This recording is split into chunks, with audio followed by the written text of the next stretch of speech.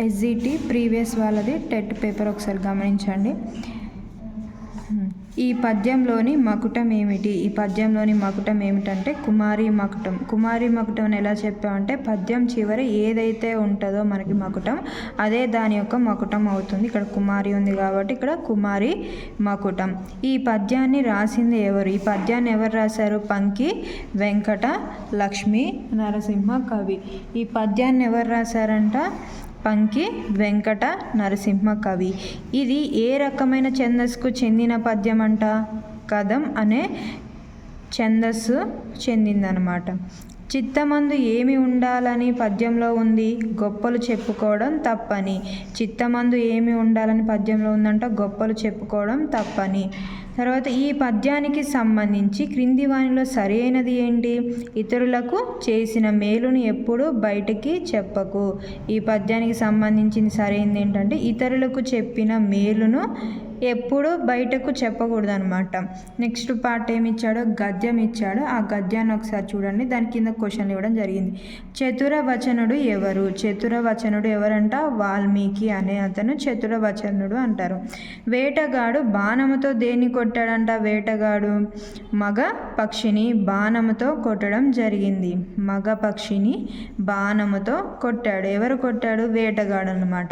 లేశము అనగా అర్థం ఏంటి? కొంచెము. లేశము అనగా అర్థం ఏంటి? కొంచెము. శ్రీరామ కావ్యమును రాయమని ఎవరిని ప్రేరేపించాను? శ్రీరామ కావ్యమును రాయమని ఎవరిని ప్రేరేపించారు? బ్రహ్మ వాల్మీకి ప్రేరేపించడం జరిగింది. శ్రీరాముని కావ్యము రాయమని బ్రహ్మ వాల్మీకి చెప్పడం జరిగిందనమాట. ఈ పేరాలో ఉన్న నది పేరేమిటి? తమాసా నది. ఈ పేరాలో ఉన్న నది పేరేంటి? తమాసా నది అన్నమాట. కొత్త లోకము ఎవరు రచించారు? జాషువా గారు. కొత్త లోకము ఎవరు రచించారు? జాషువా గారు రచించడం జరిగిందనమాట. నెక్స్ట్ వానమామలై వరదాచార్యులు రాసిన రైతు బిడ్డ అనునది బుర్రకథ సంపుటి. వానమామలై వరదాచార్యులు రాసిన రైతు బిడ్డ అనునది ఏంటి? బుర్రకథల సంపుటి. ఉడత సాయం పాఠం రామాయణంలోని ఏ ఖండం నుండి తీసుకున్నారు? ఉడత సాయం పాఠం రామాయణంలోని ఏ ఖండం నుండి తీసుకున్నారు? యుద్ధ ఖండంలో నుండి ఉడత సాయంను తీసుకోవడం జరిగింది. దేశీ సాంప్రదాయంలో రచన చేసిన కవి. దేశీ సాంప్రదాయంలో రచన చేసిన కవి ఎవరు? పాల్కూరి సోమన. దేశీ సాంప్రదాయంలో రచన చేసిన కవి ఎవరు? పాల్కూరి సోమన. రాజిల్లు అను పదానికి అర్థము ప్రకాశించు. రాజిల్లు అను పదానికి అర్థం ఏంటి? ప్రకాశించు. రాజిల్లు అనే పదానికి అర్థం ఏంటి? ప్రకాశించు. యామిని అను పదానికి పర్యాయ పదాలేంటి? నిషిది, రాత్రి. యామిని అను పదానికి పర్యాయ పదాలేంటి? నిషిది, రాత్రి. యామిని అనే పదానికి పర్యాయ పదాలేంటి? నిషిది, రాత్రి అన్నమాట. కాలము అను పదానికి నానార్థాలేంటి? కాలము ఇనుము, తెల్లనిది. కాలము అను పదానికి నానార్థాలేంటి? ఇనుము, తెల్లనిది. నెక్స్ట్ కుల్య అను పదానికి వికృతి. కుల్య మీన్స్ కాలువ. వికృతి ఏంటి? కుల్యకి కాలువ. కాలువ అంటే కుల్య. వసుధ అను పదానికి వ్యుత్పత్తార్థం. వసుధ అనే పదానికి వ్యుత్పత్తార్థం ఏంటి? ద్రవ్యాదులను ధరించున్నది వసుధ. ద్రవ్యాదులను ధరించున్నది ఏంటి? వసుధ. నెక్స్ట్ నా అనున్నది ఏ వర్గానికి చెందింది? నా అన్నాడు కాబట్టి టా వర్గం. టా టా డా డా నా. నా అనేది ఏంటి? టా వర్గంకు చెందింది అనమాట. వైకల్పికము అనగా సంధి జరగవచ్చు జరగకపోవచ్చు కాబట్టి దాన్ని ఏమంటారు? వైకల్పికము అంటారు. వైకల్పికం అనగా సంధి జరగవచ్చు జరగకపోవచ్చు. నెక్స్ట్ ఉత్తర పద ప్రాధాన్యత తెలిపే సమాసం ఏది? ఉత్తర పద ప్రాధాన్యత తెలిపే సమాసం ఏంటి? తత్పురుష సమాసం. తత్క్షణం అను పదానికి ఘన విభజన చేస్తే ఇలా ఉంటుంది. ఆన్సర్ 3 U1 U లాగా ఉంటుందన్నమాట. వ్యాకరణ పరంగా ఇతనగా ఇకారము. ఇక్కడ ఈ వచ్చింది కాబట్టి ఇకారం అని గుర్తుపెట్టుకోండి. నెక్స్ట్ స్వభావవాదాన్ని ప్రతిపాదించిన వారు సర్ రిచర్డ్ పాజెడ్. స్వభావవాదాన్ని ప్రతిపాదించింది ఎవరు? సర్ రిచర్డ్ పాజెట్ అన్నమాట. ఈ క్రింది ఉత్తమ శ్రవణ లక్షణాలలో సరైన వాణిని గుర్తించడం. ఫస్ట్ వన్ ఏంటి? భాషా ధ్వనులను వాటి మధ్య గల భేదాన్ని గుర్తించలేరు. ధ్వనుల ఉనికను స్వరభేదాన్ని గ్రహిస్తారు. విన్న ధ్వనులను తనకు తెలిపిన ధ్వనులతో పోల్చి చూసుకుంటారు. ఏకాగ్రతతో వింటారు. భాషా ధ్వనులను వాటి మధ్య భేదాన్ని గుర్తించలేరు అన్నాడు, కానీ మనం గుర్తించగలుగుతాం. ధ్వనుల ఉనికిని స్వరభేదాన్ని గ్రహిస్తాం, ఇది కరెక్టే. విన్న ధ్వనులను తనకు తెలిసిన ధ్వనులతో పోల్చుకుంటాము. ఏకాగ్రతతో ఏదైనా వింటాము, ఒక పదాన్ని కానీ ఒక పద్యాన్ని కానీ ఏకాగ్రత ఎలా పలుకుతున్నా వింటాం. కాబట్టి BCD అనే 3 మాత్రం మనకి కరెక్ట్ అవుతాయి అన్నమాట. మాంటిసోరీ ప్రతిపాదించిన పద్ధతి ఒక బోధనా పద్ధతి మాత్రమే కాదని, విద్యారంగంలో ఒక విప్లవాత్మక ఆలోచన విధానమని అభిప్రాయపడ్డవారెవరు? గీజు బాయ్ అన్నమాట. మాంటిసోరీ ప్రతిపాదించిన పద్ధతి ఒక బోధనా పద్ధతి మాత్రమే కాదని, విద్యారంగంలో ఒక విప్లవాత్మక ఆలోచన విధానమని అభిప్రాయపడ్డవాడెవరు? గీజు బాయ్. సంస్థాగత ప్రణాళిక ముఖ్య లక్షణాల్లో సరైన వానిని గుర్తించండి. సంస్థాగత ప్రణాళిక ముఖ్య లక్షణాల్లో సరైన దాన్ని గుర్తించమండి. పాఠశాలకు సమాజానికి మధ్య సన్నిహిత సంబంధం ఏర్పరచడం, ఇది కరెక్టే. పాఠశాలకు మరియు సమాజానికి మధ్య ఏముండాలంట? సన్నిహిత సంబంధం ఉండాలి. పాఠశాలకు అవసరమైన ఆర్థిక మానవ శక్తి వనరులను సేకరించి సద్వినియోగం చేయడం. ఆర్థిక వనరులను మానవ శక్తిని మనం సద్వినియోగం చేసుకోవాలి. పాఠశాల నిర్వహణలో ప్రజాస్వామ్య విలువలను పాటించాలి. పాఠశాల నిర్వహణలో ప్రజాస్వామ్యం యొక్క విలువలను పాటిస్తూ ఉంటామన్నమాట. నెక్స్ట్, గ్రామ ప్రజల ఉపాధ్యాయుల అధికారుల ప్రయోజనాలు పరీక్షించి, ఇది చేయమన్నమాట. గ్రామ ప్రజల మరియు ఉపాధ్యాయుల అధికారుల ప్రయోజనాలను పరిరక్షించడం, ఇది మనం స్కూళ్ళల్లో చేయము. కాబట్టి ఏం కరెక్ట్? ABC మాత్రమే సరి అయినది. త్రిపార్శ్వ ఉపకరణాలు. త్రిపార్శ్వ ఉపకరణాలు ఏంటి? మాతృకలు, నమూనాలు, విద్యా పరికరాలు, పెట్టెలు అన్నమాట. మాతృకలు, నమూనాలు, విద్యా పరికరాల పెట్టెలు, ఇవేంటి? త్రిపార్శ్వ ఉపకరణాల కిందకు వస్తాయి. త్రిపార్శ్వ ఉపకరణాలు ఏంటంటే మాతృకలు, నమూనాలు, విద్యా పరికరాల పెట్టెలు అన్నమాట.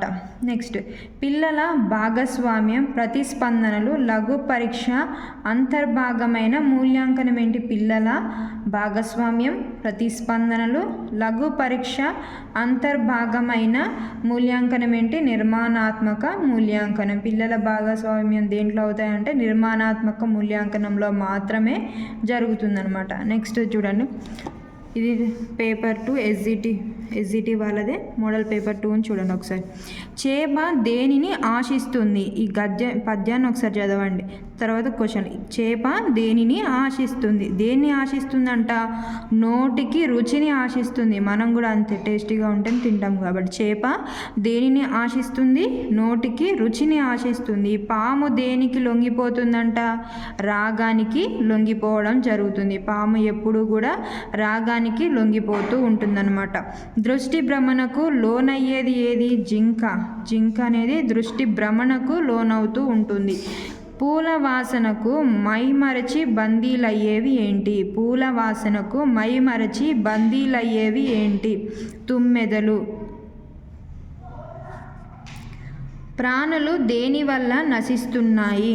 ప్రాణులు ఇంద్రియ చపలత్వం వల్ల నశిస్తున్నాయి. ప్రాణులు దేని వల్ల నశిస్తున్నాయి అంటే ఇంద్రియ చపలత్వం వల్ల నశిస్తున్నాయి. మళ్ళీ ఒకసారి ఒక గద్యాన్ని ఇచ్చాడు, గద్యం కింద కొన్ని క్వశ్చన్లు ఇవ్వడం జరిగింది, వాటిని గమనించండి. మూసీ నదిపై ఎన్ని వంతెనలు ఉన్నాయి? మూసీ నదిపై 5 వంతెనలు ఉన్నాయన్నమాట. మూసీ నదిపై 5 వంతెనలు ఉన్నాయి. ప్రేమ వారధి అని దేనికి పేరు? ప్రేమ వారధి అని నయాపూల్కి పేరు. ప్రేమ వారధి అని దేనికి పేరంట? నయాపూల్కి పేరు అన్నమాట. భాగమతి ఎక్కడ నివసించేది? భాగమతి ఎక్కడ నివసించేది? ఎక్కడ నివసించేదంట? చిచిలంలో నివసించేది. నెక్స్ట్, మూసీ నదిపై తొలి వంతెన నిర్మించిన సంవత్సరం 1578వ సంవత్సరంలో. మూసీ నదిపై తొలి వంతెన నిర్మించిన సంవత్సరం 1578వ సంవత్సరం. ప్యారిస్లోని అందమైన వంతెన ఫ్లోట్ నెప్స్ వంతెన కన్నా అందమైనది ఏంటి? పురాణా పూల్ వంతెన అన్నమాట. పురాణా పూల్.